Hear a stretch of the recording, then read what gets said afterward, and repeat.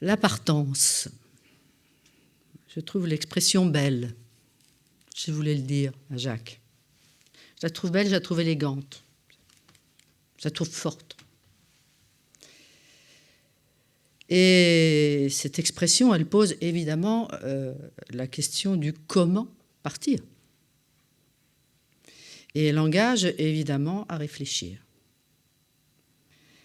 Le plus sincèrement possible, le plus honnêtement possible, à ce que réveille en nous l'idée de la mort, ce qu'elle suscite de frayeur, de peur légitime.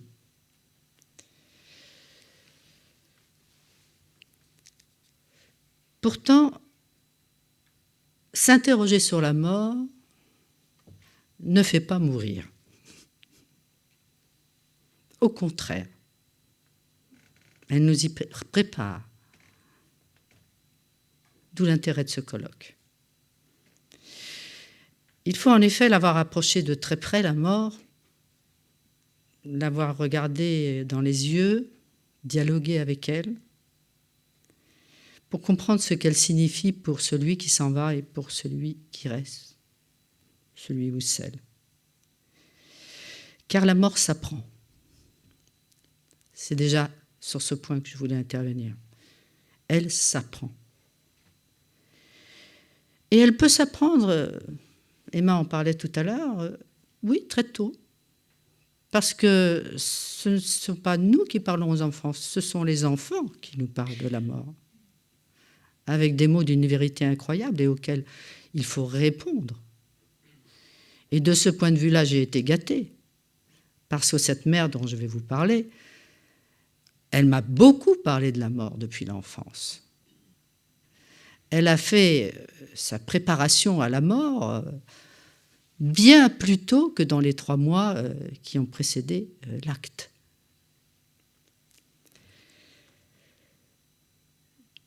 C'est un travail de penser à la mort. Et je mets à ce sens, sans doute parce que ma mère est sage-femme, un sens presque obstétrique. Un travail qui ressemble à celui d'un accouchement de quelqu'un de nous qui aurait un petit peu moins peur au fur et à mesure qu'il apprend ou qu'il comprend ou qu'il se prépare à l'idée de la mort.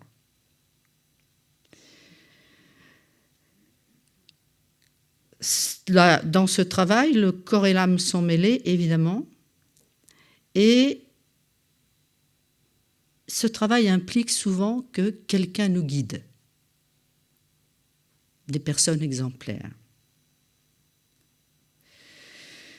Il se trouve que c'est ma propre mère qui m'a guidée, qui, comme par hasard, était sage-femme, comme la mère de Socrate, puisque nous avons parlé philosophie tout à l'heure.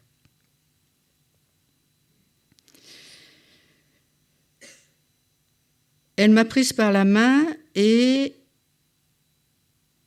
elle m'a inscrit dans une expérience personnelle très intime et très emblématique. Je dirais même que j'ai eu la chance de la vivre, cette expérience. Parce que pour elle, pour qui naître et mourir était une seule et même chose, était inséparable, symboliquement, philosophiquement. Le bien mourir, elle y croyait. Et le bien mourir qu'elle a choisi m'a obligée à passer par une épreuve qui m'a fait débattre avec moi-même, qui a fait de moi une sorte de débat incarné. Je le raconte, ça, dans la dernière leçon, qui commence par l'annonce de ma mère, qui, à 92 ans, soufflant ses 92 bougies, le jour de son anniversaire, annonce à nous, ses 4 enfants, je suis la dernière, le jour qu'elle a choisi pour partir. Je crois qu'elle avait un petit peu sous-estimé la violence que représente ce choc. Même si, il faut le dire, nous n'étions pas totalement surpris. C'est important que je le dise ça. C'est une décision qu'elle avait prise depuis longtemps et évoquée depuis longtemps. Et ces 4 enfants, nous étions d'accord. Ça aussi, c'est important de le dire. D'accord avec le principe.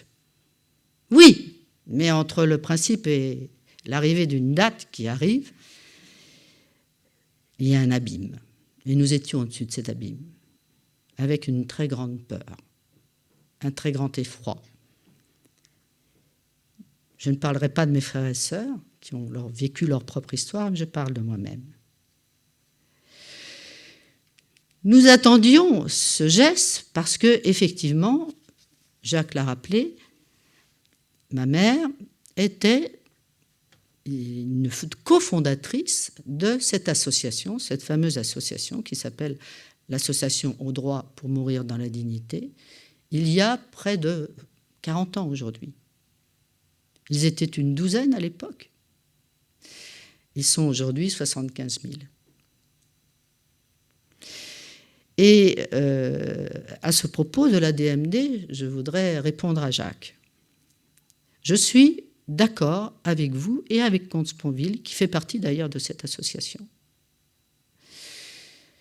pour souligner que le mot dignité n'est pas à sa bonne place dans cette association.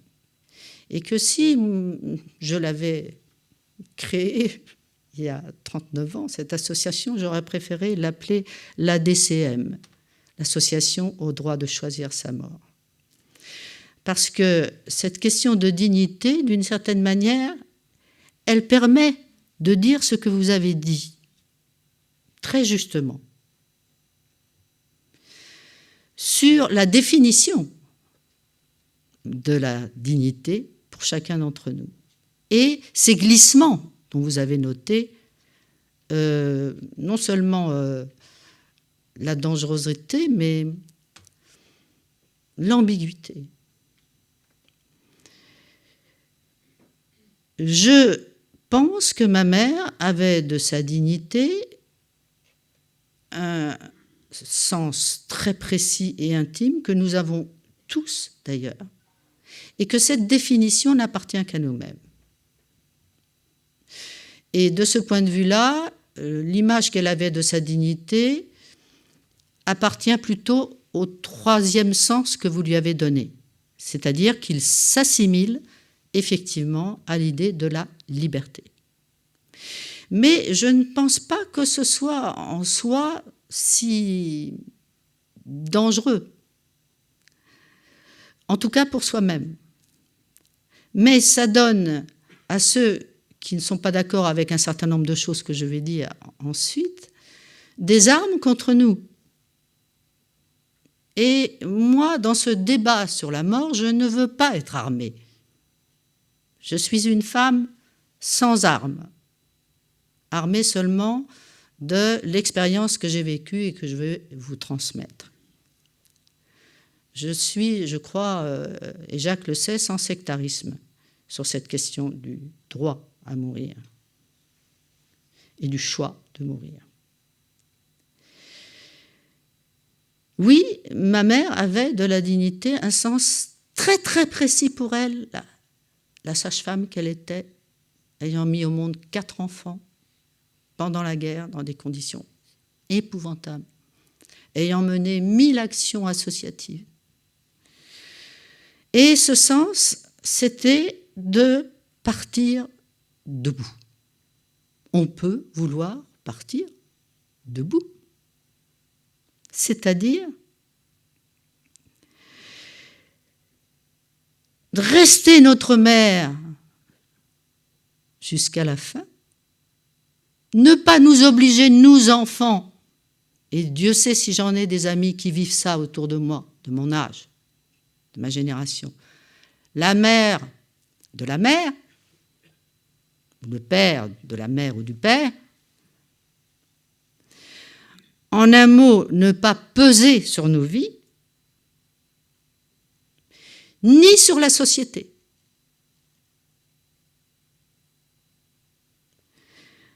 En un mot, être libre. libre de son existence, libre de son destin, libre de la manière d'y mettre un terme. Et c'est en effet, Jacques, au nom de la liberté, de sa liberté, qu'elle avait choisi le bon moment pour elle. C'était ainsi, même si la date qui nous a effrayés a été repoussée. Et elle a bien fait de la repousser. En ce qui me concerne, c'est évidemment l'effroi et la terreur qui m'a saisie. Et je savais que j'avais 3 mois pour la vaincre, cette terreur. Alors, cette sage-femme, et cette femme sage, devant mon effroi, m'a prise par la main.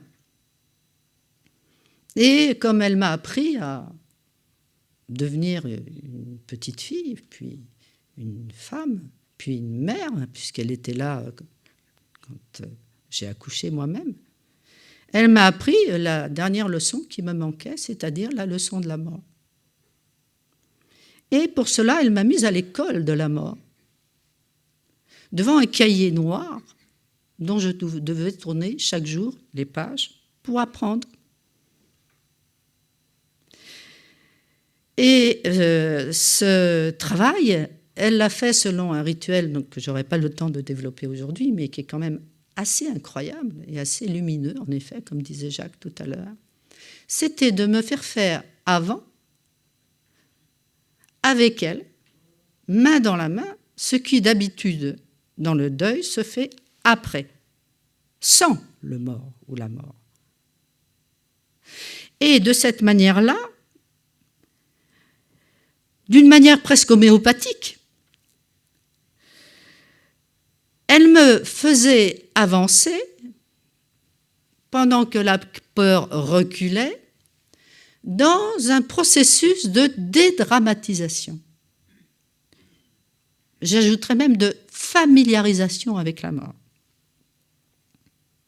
Et à chaque page tournée, c'est vrai que la peur reculait. En même temps que j'apprenais ce qu'était la mort, j'apprenais aussi d'elle ce qu'elle a appelé justement son libre arbitre. Et il a fallu pour cela que je fasse un travail différent, mais lié, qui était le travail d'empathie que nous devons à nos proches. C'est-à-dire se mettre à la place de l'autre, que soi-disant on aime tant. Se mettre dans son corps, dans sa souffrance, dans ses angoisses, celui ou celle qu'on aime tant. Et c'est seulement quand on fait ce travail que, en effet, on peut comprendre de l'intérieur ce qui pousse l'autre à vouloir partir. Et avec ma mère, c'était d'autant plus important que nous avions été toute notre vie dans un lien fusionnel incroyable et que je me disais que si je n'étais pas là, à ce moment-là, de sa préparation à la mort et de sa mort, eh bien, toutes les leçons que j'aurais eues d'elle avant n'avaient aucun sens. C'était précisément la dernière, l'ultime leçon, mais sans doute la plus importante. Et pour ça, il faut que je vous raconte une petite scène que j'ai appelée dans le livre la fameuse scène de la chemise de nuit. C'était 3 semaines environ avant sa mort. On se voyait beaucoup. Je lui apportais des fleurs. Elle trouvait beaucoup plus intelligent de voir des fleurs avant sa mort que de penser qu'elle en aurait après. Et nous mangions des huîtres, qu'elle n'avait pas le droit, forcément. Et elle me dit, ma chérie, je me demande quelle chemise de nuit je vais porter pour partir. Oh, des chemises, j'en ai beaucoup. Mais tu vois, ma préférée, c'est ma chemise de nuit avec les orchidées roses comme celle que tu m'as offerte ce matin. Va la chercher, tu veux, elle est dans la salle de bain. Je vais relever un peu ça. Parce que... Je suis allée dans la salle de bain et j'ai ramené la chemise de nuit. Et ma mère m'a dit, retourne là, tu veux ? J'ai retourné la chemise de nuit. Elle me dit, tu vois, elle est toute rapiécée. Quand même, ça l'affiche mal si on me trouve dans une chemise de nuit toute rapiécée. Et là, nous avons été prises, et moi, d'un vrai fou rire qu'on ne pouvait plus arrêter. Eh bien, c'est sur ce rire que s'est décidé la dernière leçon. J'ai dit à ma mère, mais tu te rends compte, nous sommes en train de rire à propos de la chemise de nuit que tu vas porter pour partir. Mais maman, ce que tu fais là, ce que tu me fais faire là est extraordinaire. Il faut que j'en parle, il faut que je le raconte. Et elle m'a dit, oui, peut-être que tu as raison. Bon, si tu penses que tu dois l'écrire, écris-le. Et ce livre, je l'ai écrit quelques mois après sa mort, un peu à quatre mains, d'une certaine façon, puisque nous l'avions décidé ensemble.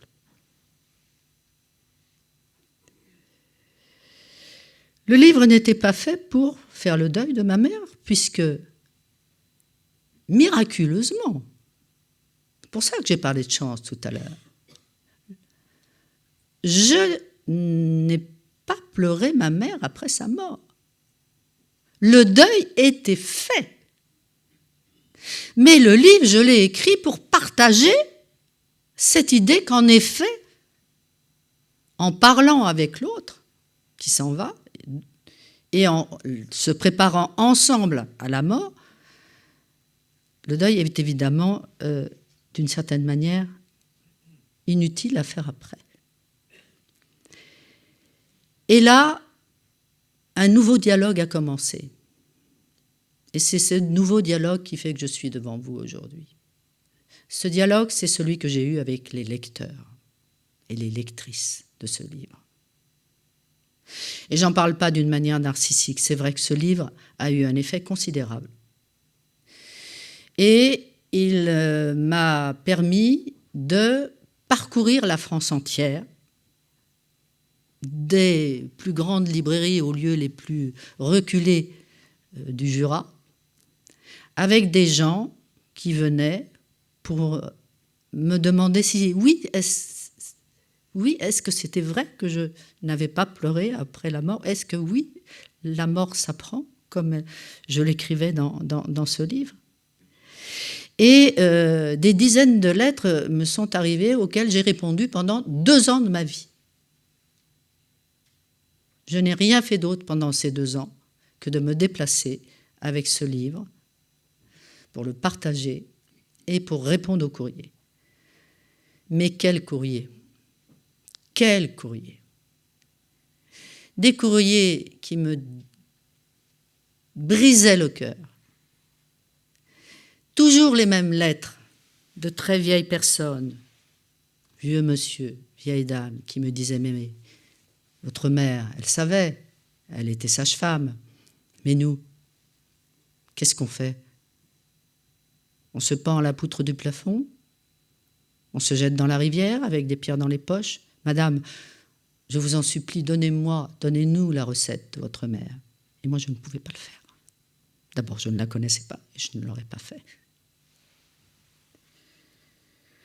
C'est là que j'ai pris conscience que je devais reprendre le flambeau de ma mère, prendre sa place dans cette association. Et c'est là que j'ai pris conscience aussi que l'écrivain que j'étais devait être une passeuse, comme je crois l'avoir toujours été, d'ailleurs, dans tous les précédents livres, mais là plus particulièrement. Et c'est là aussi que j'ai mesuré cette évidence que les Français n'ont pas peur de mourir, pas plus que les autres, Belges, Hollandais, Allemands ou Américains. Ils ont peur de mal mourir. Ce n'est pas la même chose. Et nous le savons tous, et M. Leonetti aussi, on meurt mal en France. C'est un fait. On ne meurt ni dans l'égalité, ni dans la fraternité, et encore moins librement. librement, ça signifierait que, comme une majorité impressionnante de Français, on dit plus de 90%, nous puissions être maîtres de notre propre mort, comme c'est possible d'ailleurs dans multiples pays d'Europe qui nous ont devancés, et même dans certains États des États-Unis, et même au Canada. Je ne les cite pas tous, mais vous devez les connaître. Et qui nous ont donné, à nous, pays des droits de l'homme, une leçon dont on méritait. Qu'on méritait. C'est pourquoi je suis là aujourd'hui, et parce que, au fond, la passeuse est devenue aussi une militante. Comment faire autrement? Mais je le précise sans sectarisme, parce que j'entends et je comprends ceux et celles qui ne partagent pas cette décision de ma mère et ce désir de trouver enfin une loi qui réponde à ces dizaines et dizaines de vieilles personnes atteintes de multipathologies qui n'ont plus aucun goût à vivre, qui sont dans la survie et qui attendent tout simplement de partir. J'entends la voix des médecins, j'entends leur cas de conscience devant leur serment d'Hippocrate, mais ce combat, je le mène avec l'envie, justement, de les associer à cette réflexion, les médecins. Je ne le mène pas contre eux, avec cette idée que nous devons absolument, si nous voulons parvenir à quelque chose qui ressemble à une mort digne, démédicaliser la mort le plus possible. La rendre plus humaine, ce qui signifierait, et c'est pour ça qu'il existe encore des résistances dans le monde médical, que certains médecins renoncent à leur toute-puissance, puisque c'est eux qui, en fin de compte, décident de la mort de l'autre. Nous ne font que, nous, les proches, qu'assister au geste médical.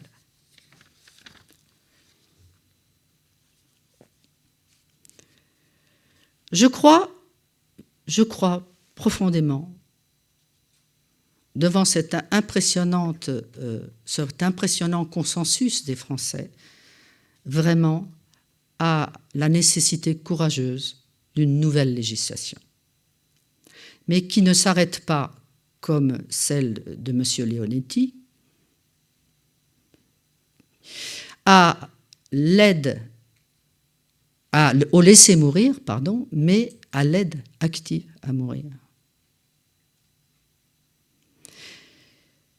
Car en parcourant la France à 2 reprises, puisque j'ai repris mon bâton de pèlerin à l'occasion de la sortie du film 15 ans plus tard, et j'ai réentendu les Français, de plus en plus persuadés de la nécessité d'une loi. Et j'ai interrogé toute l'équipe du film qui travaillait sur l'histoire de ma mère et de moi-même. J'ai refait en quelque sorte le parcours que j'avais fait 15 ans plus tôt, avec le sentiment que oui, les Français, cette fois, étaient prêts. Ils sont d'autant plus prêts que des faits divers, il n'est pas nécessaire de rappeler, mais Humbert et compagnie, ont obligé la société à réfléchir et à débattre de ces questions. Et le fait est qu'aujourd'hui, eh bien, le fossé qui s'était creusé en 17 ans est devenu immense entre les législateurs et les citoyens. Il frôle l'inadmissible. C'est pourquoi, comme je l'ai affirmé également à François Hollande, en lui parlant les yeux dans les yeux, et qui nous a fait bien rêver avec le numéro 21 de son projet, qu'il n'a pas respecté. Et ensuite à Emmanuel Macron, à qui j'ai parlé personnellement, je leur ai dit l'impatience des Français. Je leur ai dit qu'ils étaient en décalage profond avec ce que nous souhaitons. Et je leur ai proposé ce paradoxe à méditer que je vous propose aujourd'hui, qui tient en une phrase. Donner le droit de mourir ne fait pas mourir. Et j'ajouterai au contraire. Je pense à ces milliers de personnes qui m'ont appelé, qui ne savent pas comment elles vont partir. Je pense à leur angoisse devant cette partance qui les menace ou qui les obsède chaque jour de leur vie, dans une solitude psychique d'une grande cruauté finalement. Si on leur disait à ces personnes, oui, un jour vous pourrez partir pour ne pas survivre, partir comme vous le décidez vous-même, mais pas seul. Pas en vous pendant à la porte, à la poutre du plafond. Pas en vous suicidant. Vous pourrez partir entouré des vôtres, des gens que vous aimez, avec la présence d'un médecin, si, comme dans certains pays où ça se pratique, on est capable, en France, d'avoir le courage de légiférer dans ce sens. Parce que, vous disiez, Jacques, on n'empêche pas les gens de se suicider, mais c'est une phrase terrible à entendre. Vous voulez mourir? Ben, suicidez-vous. C'est pas ça la réponse. Il faut les empêcher de se suicider. Il y a des milliers de gens qui se suicident tous les ans parce qu'ils ne sont pas aidés à mourir. C'est ça la cruauté de l'absence de loi. Mais ce droit que certains pourraient réclamer, eh bien, il est évidemment pas exclusif des autres droits. Je crois à la dimension humaine et indispensable des soins palliatifs.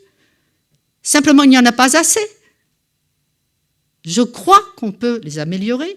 Je crois qu'on peut aider les gens autrement qu'en leur donnant cette potion létale en présence de leur famille, s'ils n'ont pas envie de le faire ainsi.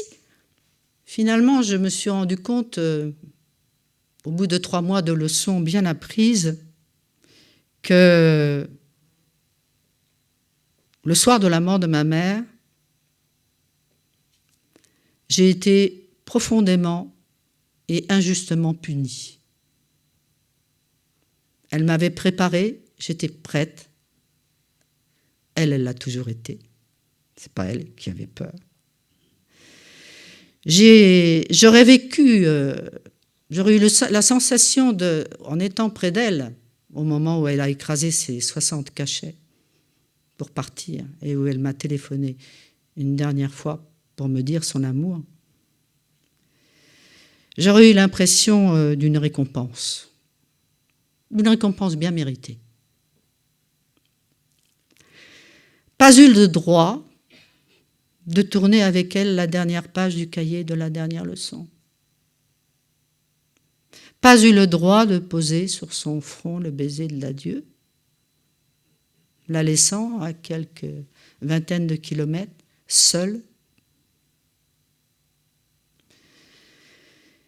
Seule, et avec pour moi le sentiment que, au fond, si elle partait si vite, à 92 ans, c'est aussi parce qu'elle craignait de ne plus avoir la force physique et psychique d'accomplir seule son acte. Et que si la loi avait existé, cette fameuse loi que nous réclamons, eh bien elle serait restée plus longtemps près de nous. Interrogeons les citoyens. On l'a fait. Il y a eu cette fameuse conférence des citoyens qui acceptait, dans les conditions les plus transparentes, évidemment, l'euthanasie et qui préconisait l'aide active à mourir. Qu'est devenue cette conférence des citoyens? Pourquoi l'a-t-on faite si ce n'était pour avoir vis-à-vis d'elle qu'une image consultative? Et pour revenir à cette idée du suicide, Jacques, je ne dirais pas que ma mère s'est suicidée. Elle a mis fin à ses jours. Ce n'est pas du tout la même chose.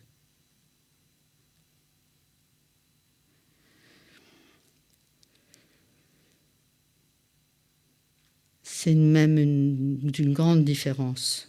Parce que c'était pour elle un dernier acte de vie, en effet, de femme, de sage-femme, de mère, de grand-mère, de citoyenne, qui aurait mérité, en effet, de ne pas partir seule. Aucune dérive, me semble-t-il, a été constatée dans les pays voisins où l'aide active à mourir est possible. Il nous oblige aujourd'hui à une forme de tourisme de la mort qui devient intolérable, comme l'a été le tourisme de l'avortement. Il n'est pas normal que la Belgique soit à bout de demandes de gens, de Français, qui, ne pouvant pas le faire en France, vont mourir là-bas, loin de chez eux, loin de leurs proches, ou en Suisse. Pourquoi ne pas les imiter? Puisque cette loi a fait ses preuves. Pourquoi ne pas instaurer avec les médecins ce que je souhaite de toutes mes forces, un dialogue fraternel, pour leur dire « soyez partenaires de cette législation ». Mais un partenaire parmi d'autres, pas le tout-puissant médecin qui décide de la vie et de la mort.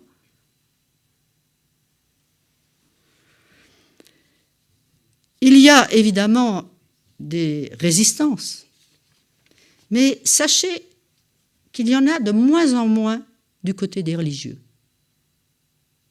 Aujourd'hui, selon les sondages qu'on a, du Pèlerin par exemple, on sait que près de 56,9% des catholiques pratiquants accepteraient l'idée d'une loi au nom de l'humanité. Et Dieu sait si j'en ai eu des conversations et des dialogues avec des prêtres qui comprenaient ce que signifiait là le mot humanité. En dehors des extrêmes,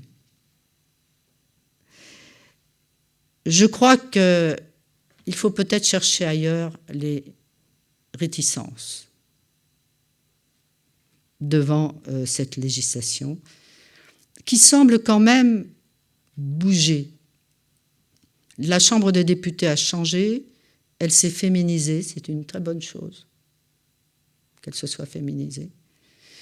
Et c'est le moment, je crois, de réinterroger les Français pour que les députés respectent le consensus. Le flambeau dont j'ai hérité, c'est le mot que vous avez employé, Jacques, je le porte encore haut et plein d'espoir. Parce que quelques jours avant son départ, ma mère m'a dit « Tu sais ma chérie, mon combat à moi, comme sage-femme, qui en ai vu mourir des jeunes filles dans mes bras, à Port-Royal, quand je faisais mes études. Mon combat à moi a été le combat pour l'IVG, interruption volontaire de grossesse. Votre combat à vous sera le combat pour l'IVV, interruption de vie ou de vieillesse, et vous le gagnerez. Le consensus est là.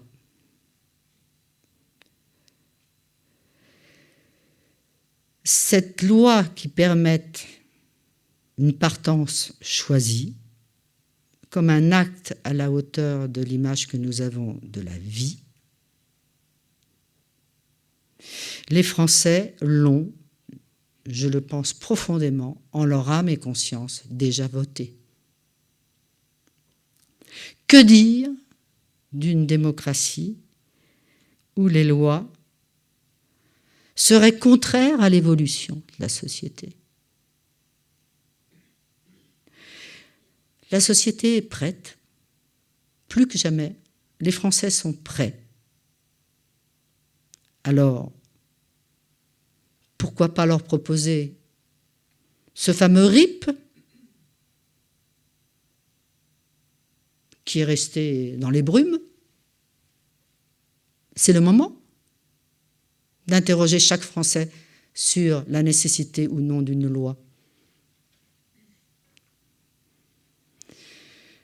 Référendum populaire qui rendrait compte véritablement et d'une manière démocratique du désir profond de chacun d'entre nous. Quant à moi, je crois aujourd'hui plus que jamais à la promesse de ma mère. Si je n'y croyais pas, je serais là quand même. Mais j'y crois. Je crois que, comme beaucoup d'entre nous dans cette salle, beaucoup, elle nous regarde. Et elle aussi, elle attend. Elle est près de nous, derrière nous. Elle est là, dans ma voix, dans mon espoir, ce matin, à Montpellier, pour vous dire que c'est l'heure.